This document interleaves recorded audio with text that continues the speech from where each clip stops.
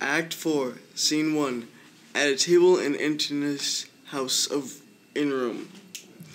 Antony, Octavius, and Lepidus now rule Rome as a triumvirate, a committee of three. The scene opens on the triumvirate meeting to draw up a list of their enemies who must be killed. They also discuss changing Caesar's will.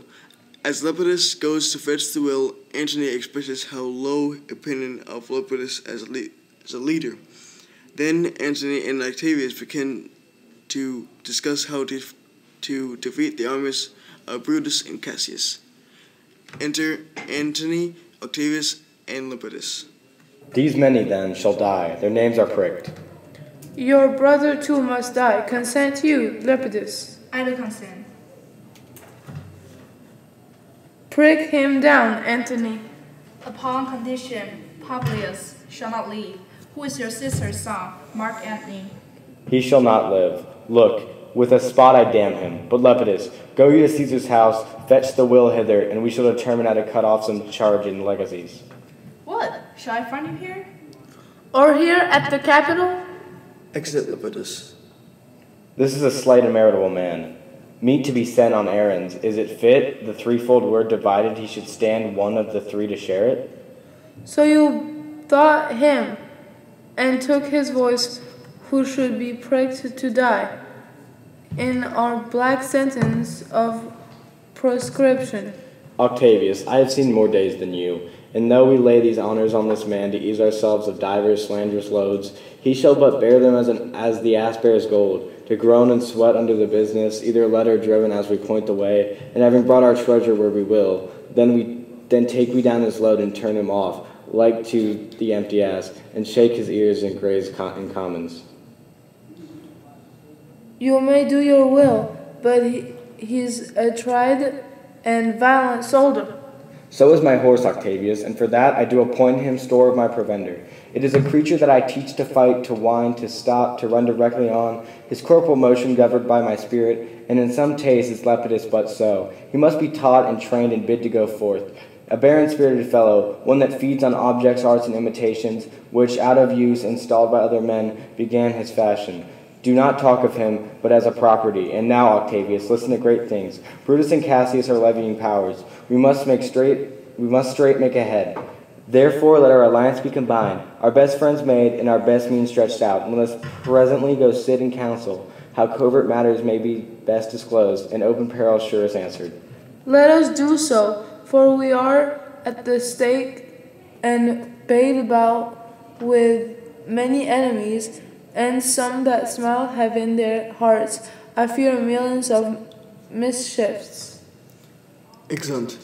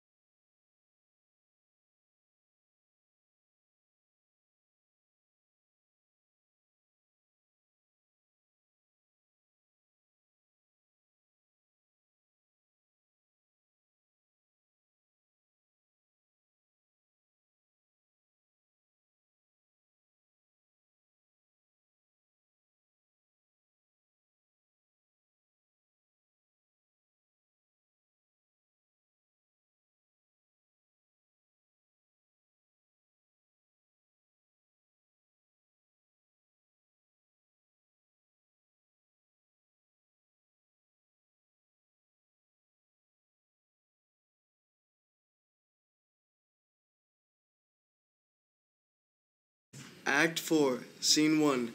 At a table in Antony's house in Rome.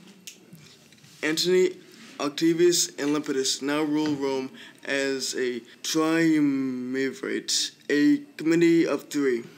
The scene opens on the triumvirate meeting to draw up a list of their enemies who must be killed. They also discuss changing Caesar's will. As Lepidus goes to fetch the will, Antony expresses how low opinion of Lepidus as a leader. Then Antony and Octavius begin to discuss how to defeat the armies of Brutus and Cassius. Enter Antony, Octavius, and Lepidus.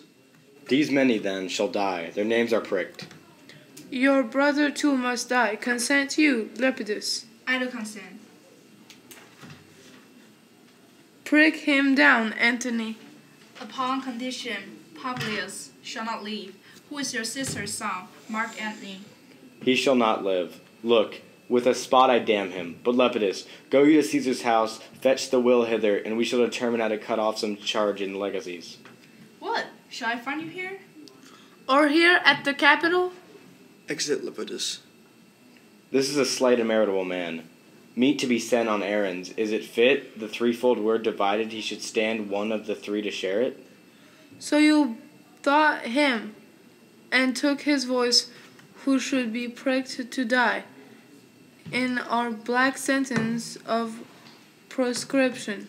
Octavius, I have seen more days than you, and though we lay these honors on this man to ease ourselves of divers slanderous loads, he shall but bear them as the ass bears gold, to groan and sweat under the business, either led or driven as we point the way, and having brought our treasure where we will, then take we down his load and turn him off, like to the empty ass, and shake his ears and graze in commons. You may do your will, but he's a tried and violent soldier. So is my horse, Octavius, and for that I do appoint him store of my provender. It is a creature that I teach to fight, to wind, to stop, to run directly on, his corporal motion governed by my spirit, and in some taste is Lepidus but so. He must be taught and trained and bid to go forth. A barren-spirited fellow, one that feeds on objects, arts, and imitations, which, out of use, installed by other men, began his fashion. Do not talk of him, but as a property. And now, Octavius, listen to great things. Brutus and Cassius are levying powers. We must straight make ahead. Therefore, let our alliance be combined, our best friends made, and our best means stretched out. And let us presently go sit in council, how covert matters may be best disclosed, and open peril sure is answered. Let us do so, for we are at the stake and bait about with many enemies, and some that smile have in their hearts, I fear, millions of mischiefs. Excellent.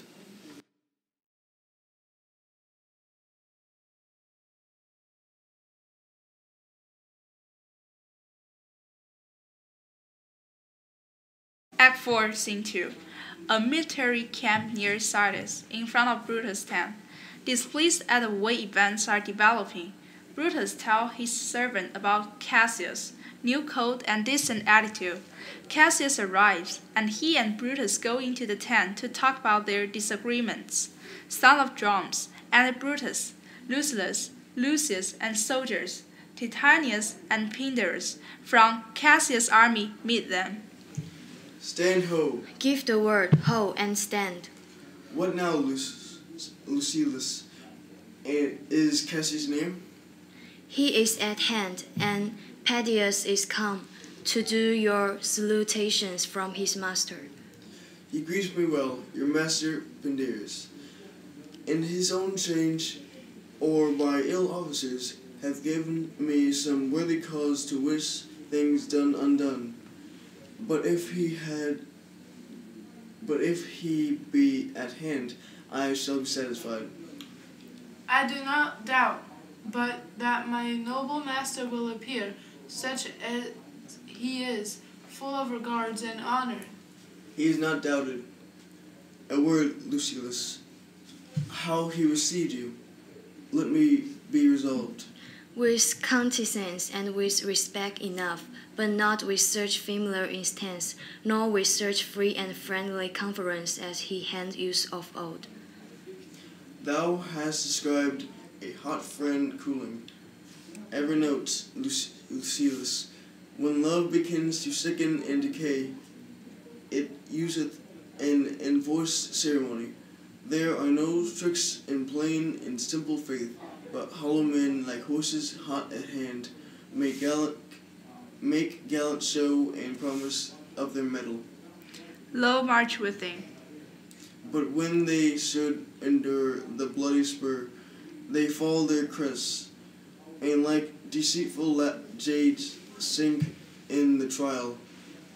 Comes his army on? They mean this night in saddles to be quartered. The greater part, the horse in general, are come with Cassius. Hark, he is arrived. March gently on to meet him. Enter Cassius and his army. Stand, ho! Stand ho, speak the word along. Stand! Stand! Stand! Most noble brother, you have done me wrong. Judge me, you gods. Wrong I mine enemies, and if not so, how should I wrong a brother?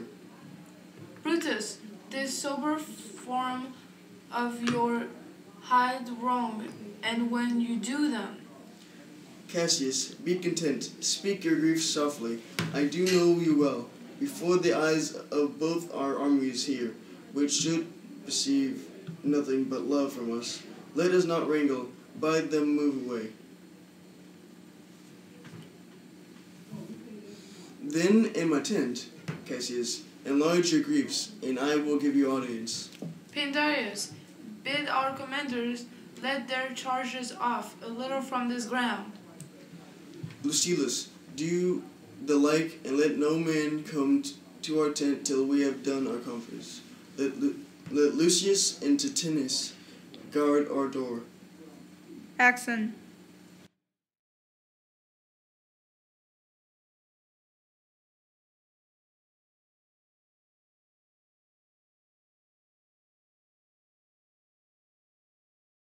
Act 4, Scene 3. Inside Brutus' tent at Sardis.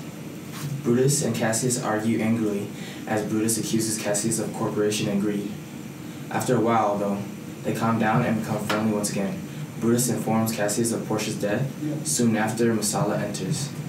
He tells of all the killing in Rome of Anthony and Octavius approaching their armies.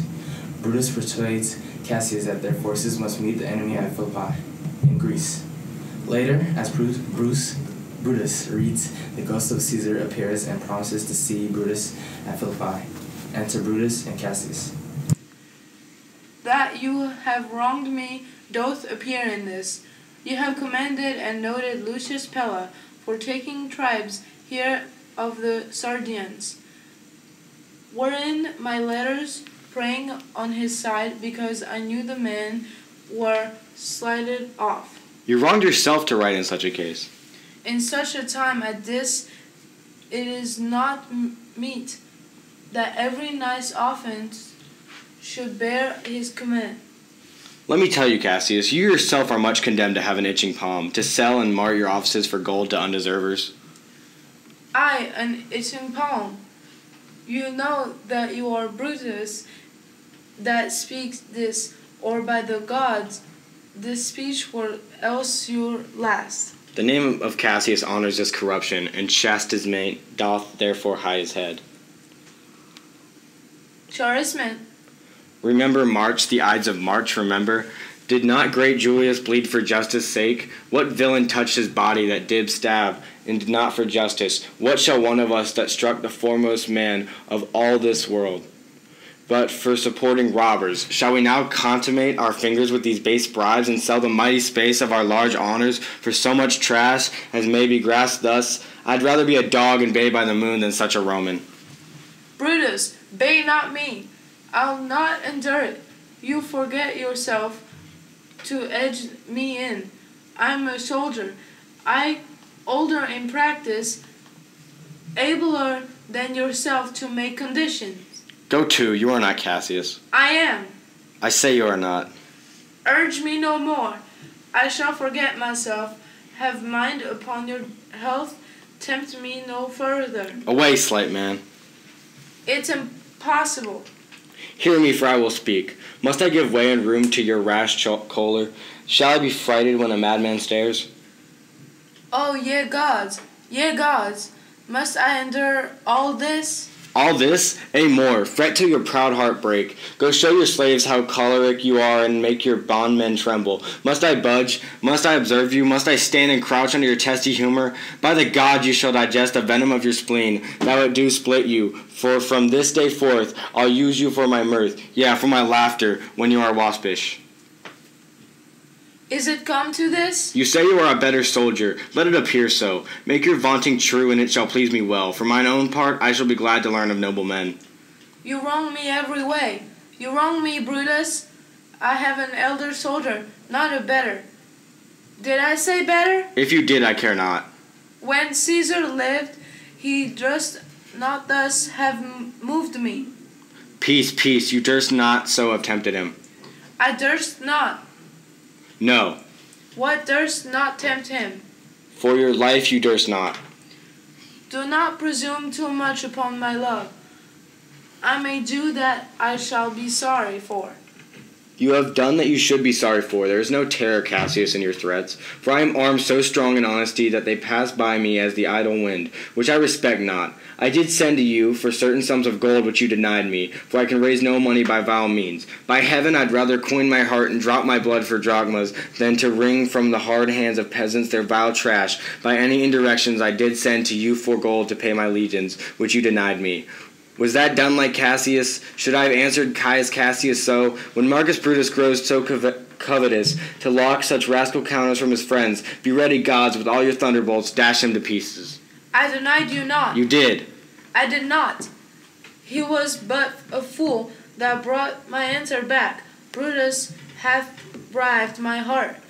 A friend should bear his friend's infirmities, but Brutus makes mine greater than they are. I do not till you practice them on me.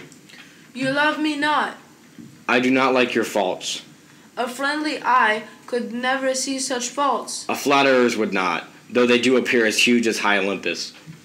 Come, Antony and young Octavius, come.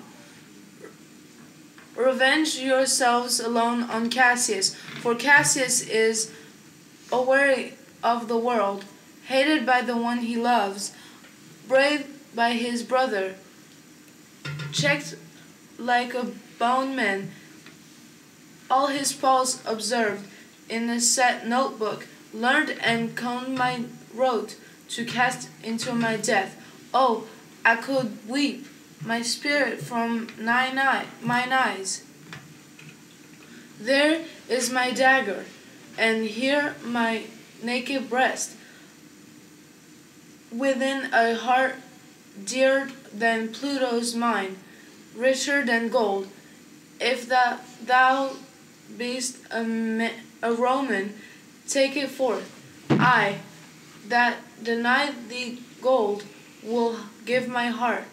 Strike at thou didst at Caesar, for I know, when thou didst hate him worse, thou loved him better than ever thou loved Cassius. Sheath your dagger. Be angry when you will, it shall have scope. Do what you will, dishonor shall be humor. O Cassius, you are yoked with a lamb that carries anger as a flint bears fire, who, much in force, shows a hasty spark and straight is cold again.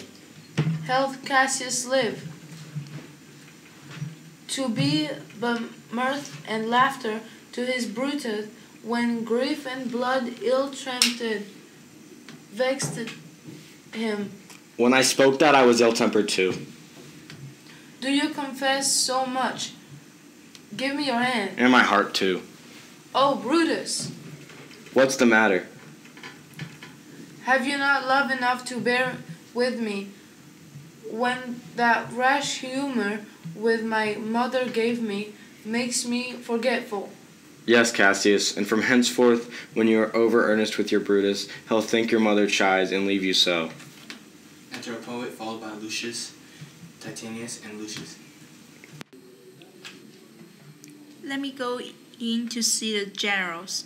There is some grudge between them. 'Tis not me they be alone. You shall not come to them. Nothing but death shall stay me. How now? What's the matter? For shame, your generals. What do you mean? Love and be friends, as two such men should be, for I have seen more years, I'm sure, than ye. Ha ha! How very doth this cynic rhyme. Get you hence, Sirrah, saucy fellow, hence. Bear with him, Brutus, 'tis his fashion. I'll know his humor when he knows his time. What should the wars do with these jigging fools? Companion, hence. Away, away, be gone. Exit poet. Lucilius and Titinius, bid the commanders prepare to lodge their companies tonight. And come yourselves and bring Marcella with you immediately to us. Exit Lucilius and Titinius. Lucius, a bowl of wine. Exit Lucius. I did not think you could have been so angry. O Cassius, I am sick of many griefs. Of your philosophy you make no use if you give place to accidental evils. No man bears sorrow better. Portia is dead. Ha, Portia? She is dead. How scaped I killing when I cross you so? Oh, insupportable and touching loss, upon what sickness? Impatience of my absence, and grief that young Octavius with Mark Antony had made themselves so strong, for with her death that tidings came, with this she fell distract, and her attendants absent swallowed fire. And died so? Even so. Oh yea, immortal gods. Re-enter Lucius with wine and tapers. Speak no more of her. Give me a bowl of wine. In this I bury all unkindness, Cassius. Drinks. My heart is thirsty for that noble pledge. Fill, Lucius, till the wine o'ersell the cup. I cannot drink too much of Brutus' love. Drinks. Exit Lucius. Re-enter Titinius with Marcella. Come in, Titinius. Welcome, good Marcella. Now sit we close about this taper here and call in question our necessities. Portia, art thou gone? No more, I pray you. Messala, I have here received letters that young Octavius and Mark Antony come down upon us with a mighty power, bending their expeditions towards Philippi. Myself have letters of the self-named Tynus. With what addition? That's by perspiration and bills of out lower Octavius, Antony, and Lepidus have put to death under senators. There in our letters do not well agree. Mine speak of 70 senators that died by their prescriptions, Cicero being one. Cicero one? Cicero is dead, and by that order of prescription. Had you your letters from your wife, my lord? No, Messala. Nor nothing in your letters read of her. Nothing, Messala. The makes things is strange. Why ask you? Hear you aught of her in yours? No, my lord. Now, as you are Roman, tell me true. Then like a Roman bear, the truth I tear. For certain she is dead, and by strange manner. Why, farewell, Portia. We must die, Messala. With meditating that she must die once, I have the patience to endure it now. Even so great men, great losers should endure. I have as much of this in art as you, but yet my nature could not bear it so. Well, to our work alive. What do you think of marching to Philippi presently? I do not think it good. Your reason? This is it. 'Tis better that the enemy seek us. So shall he waste his means, worry his soldiers, doing himself offense, whilst we, lying still, are full of rest, defense, and nimbleness. Good reasons must of force give place to better. The people twixt Philippi and this ground do stand but in a forced affection, for they have grudged us contribution. The enemy marching along by them shall make a fuller number up. Come on, refresh, new added, and encouraged, from which advantage we cut him off, if at Philippi we do face him there, these people at our back. Hear me, good brother. Under your pardon, you must note beside that we have tried the utmost of our friends. Our legions are brimful, our cause is ripe. The enemy increaseth every day. We at the height are ready to decline. There is a tide in the affairs of men, which taken at the flood leads on to fortune. Omitted, all the voyage of their life is bound in shallows and miseries. On such a full sea are we now afloat, and we must take the current when it serves, or lose our ventures. Then, with your will, go on. We'll along ourselves and meet them at Philippi. The deep night has crept upon our talk, and nature must obey necessity, which we will niggard with a little rest. There is no more to say. No more. Good night. Early tomorrow we will rise and hence. Lucius! Re-enter Lucius. My gown. Exit Lucius. Farewell, good Messala. Good night, Titinius. Noble Cassius. Good night and good repose. Oh, my dear brother, this was an ill beginning of the night. Never come such division between our souls. Let it not, Brutus. Re-enter Lucius with the gown. Everything is well. Good night, my lord. Good night, good brother. Good night, Lord Brutus. Farewell, everyone. Exit all but Brutus and Lucius. Give me the gown. Where is thy instrument? Here in the tent. What, thou speakst drowsily? Poor knave, I blame thee not. Thou art o'erwatched. Call Claudius and some of my men. I'll have them sleep on cushions in my tent. Varro and Claudius. Enter Varro and Claudius. Quoth my lord. I pray you, sirs, lie in my tent and sleep.